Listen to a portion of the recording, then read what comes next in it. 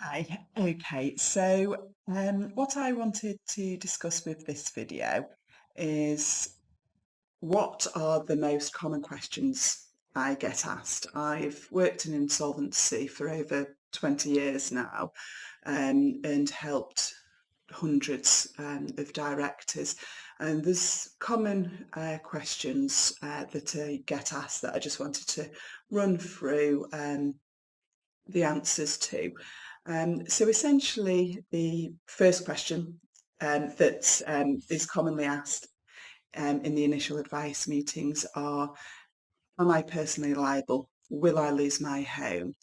And the answer to that generally is no. It's a limited company which protects you personally.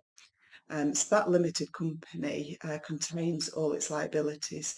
They don't affect your personal position unless you have given a creditor personal guarantee, which means that they can come to you for payment, or if you owe the company any money. So other than those two exceptions, generally, no, you won't lose your home, you won't be personally liable for any of the liabilities unless there's a PG or you owe the company money.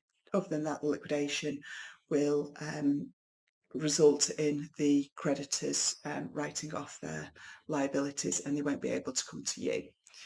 The second question I get asked is, in the future, can I be a director of another limited company? And yes, absolutely. Um, you don't have to wait. You can set up a limited company now. You're not disqualified as a director through the liquidation process. And liquidation doesn't mean that you're banned from running another limited company. There are restrictions on the type of name and branding that you use, which I'll go into in another video. But essentially, yes, you can set up another limited company and run that. That's absolutely fine. You have to remember that the government wants you to set up again. It doesn't want you to go, "Oh, right, I've failed, I'm never leaving the house, that's the end."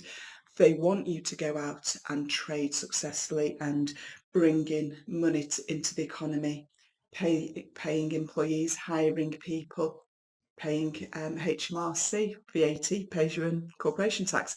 So you are encouraged to set up again. So hopefully that's answered that. And then the next question is, how much does a liquidation cost?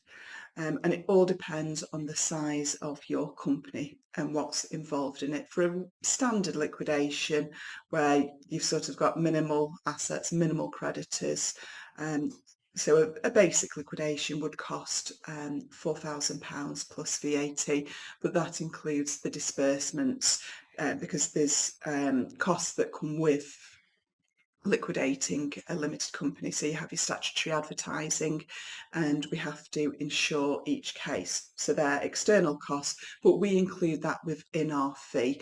So for a standard liquidation, it's £4,000 plus VAT, including those disbursements. So if you're getting quotes off other liquidators, make sure you ask about the disbursements and expenses, because they might be an added extra, and later down the line it's sort of a hidden cost you weren't quite prepared for. And I appreciate when you're putting a company into liquidation, money can be tight, so you need to be conscious of all the costs involved. But yeah, so to liquidate, a small liquidation would be about £4,000 plus VAT. But contact the office if you want to discuss it further and get a firm quote in writing. I'm absolutely happy to do that. That's no problem. And then the last question we get asked is just sort of in regards to the timings of liquidation. How long does it actually take? So we're very, very quick at Parker Walsh. There isn't a queue. So when you call the office, and if you want to move quickly, obviously you can take your time, we'll go at your speed, but if you want it done quickly, you call the office, we'll have the first call. I can come out to you in a matter of a couple of days.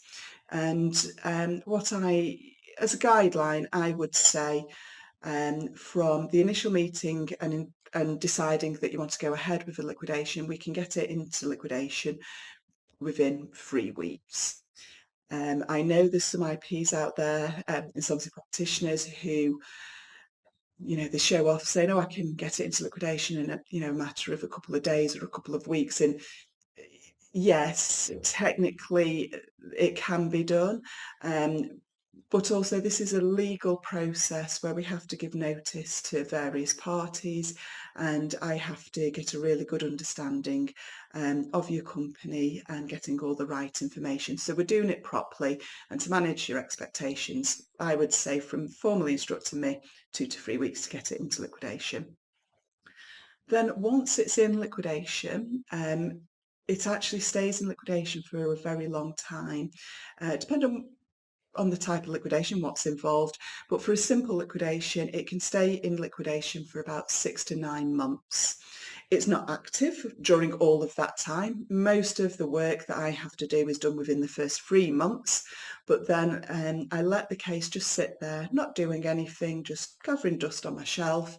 And essentially that's in case a creditor comes out of the woodwork that we've forgotten about, or something else comes out of the woodwork that we've forgotten about, and then I can deal with it, rather than if I've closed down the liquidation and come out of office, it makes it a lot more tricky.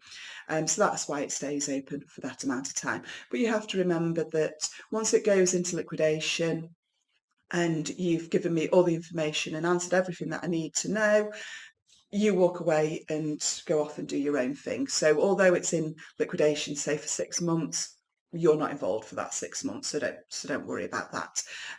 But I just thought I'd answer those 4 questions that I commonly get asked. So I hope that's helped. Okay, thank you.